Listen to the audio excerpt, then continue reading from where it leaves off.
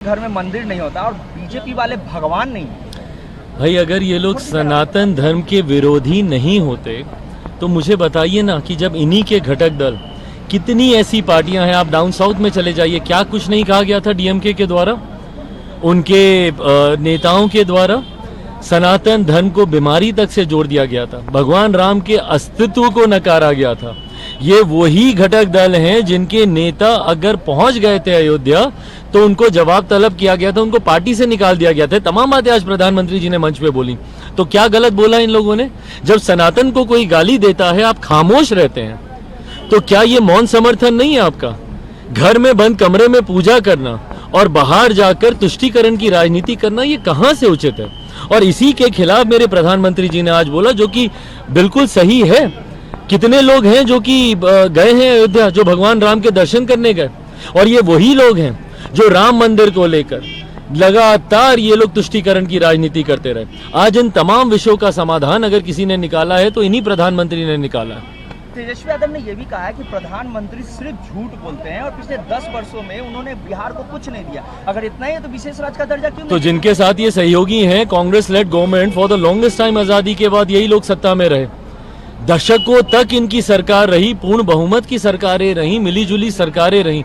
इन लोगों ने क्या कर लिया? आज जब मेरे प्रधानमंत्री बोलते हैं कि दुनिया में डंका बजता है, गलत है क्या?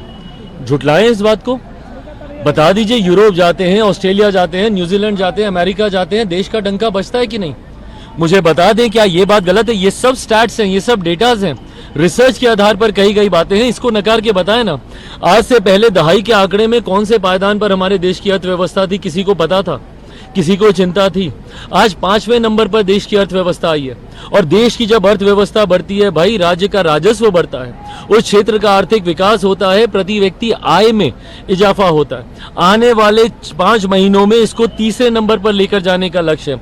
मुझे बताइए, विपक्ष के कौन से नेता, कौन से दल ने इन लक्ष्य को रखा? आजादी के बाद गरीबी हटाने का नारा तो दिया गया, कितनी गरीबी हटा पाए? आज कितने करोड़ लोगों को गरीबी की रेखा से बाहर निकाला गया?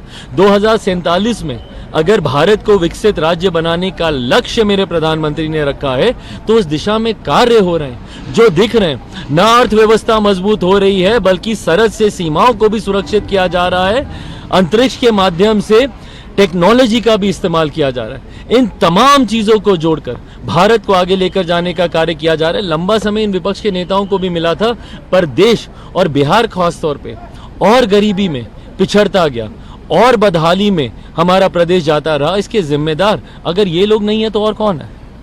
तेजस्वी यादव ने करप्शन की बात की और उन्होंने ये भी कहा कि बीजेपी में, एनडीए में जो भी लोग जाते हैं वो करप्शन से क्लीन चिट हो जाते हैं और सिर्फ विपक्ष पर ही जांच एजेंसियों का कार्रवाई होती है। भाई जब ये लोग, मैं यही बोलता हूँ कि मोदी का विरोध करते करते भगवान राम का विरोध करने लगते हैं, मोदी का विरोध करते करते संवैधानिक संस्थाओं का विरोध करने लगते हैं, मोदी का विरोध करते करते लोकतंत्र के चौथे लोकतंत्र का एक मजबूत स्तंभ जुडिशरी का ये लोग विरोध करने लगते हैं। कहां तक सही है ये? अगर आप संवैधानिक संस्थाओं पर अगर आप विश्वास नहीं रखेंगे, देश के जुडिशियल सिस्टम में अगर आप विश्वास नहीं रखेंगे, मतलब इनके ऊपर कार्रवाई हो तो गलत। अगर आपने कुछ अपराध नहीं किया तो डरते क्यों हैं? क्या देश की कानून व्यवस्था पर इन लोगों को विश्वास नहीं है? क्या देश के जुडिशियल सिस्टम पर इन लोगों को विश्वास नहीं है? ईडी सीबीआई को तो आप लोग नकारते आए ही हैं अभी तक, पर यह बात भी याद रखने की जरूरत है कि सबसे पहले अगर किसी ने, और वो भी उसी संस्थान से जुड़े हुए एक बड़े अधिकारी ने, अगर किसी ने सीबीआई को केंद्र सरकार का तोता कहा था तो वो यूपीए की सरकार में ही कहा गया था, जिसका प्रतिनिधित्व, जिसको लीड कांग्रेस कर रही थी। तो जवाब दें ये लोग अगर इन संस्थाओं पे इनको विश्वास नहीं है। परिवारवाद को लेकर भी बार बार सवाल उठ रहे हैं और आपके जीजा को लेकर भी सवाल उठ रहे हैं कि वो मेहमान हैं, प्रधानमंत्री क्यों नहीं परिवारवाद पे? भाई परिवारवाद की परिभाषा मैं चाहता हूं विपक्ष के तमाम नेता सुन ले। मेरे प्रधानमंत्री जी ने उस दिन सदन में, लोकसभा के अंदर, इस बात को बहुत कैटेगोरिकली उन्होंने क्लैरिफाई किया था कि क्या है परिवारवाद। और मैं भी मानता हूं बड़े व्यक्तित्व का सुपुत्र या सुपुत्री होना आपका सौभाग्य हो सकता है, आपकी काबिलियत नहीं। सौभाग्य आपको मौका देता है, बट काबिलियत ही आपको विजय रथ पर सवार कर कर अपनी मंजिल तक लेकर जाएगी। इन्हीं के परिवार के, राजद के ही कितने परिवार के लोग ऐसे हैं जो चुनाव लड़े पर जीत नहीं पाए। क्यों? क्योंकि जनता ने उनको नकार दिया।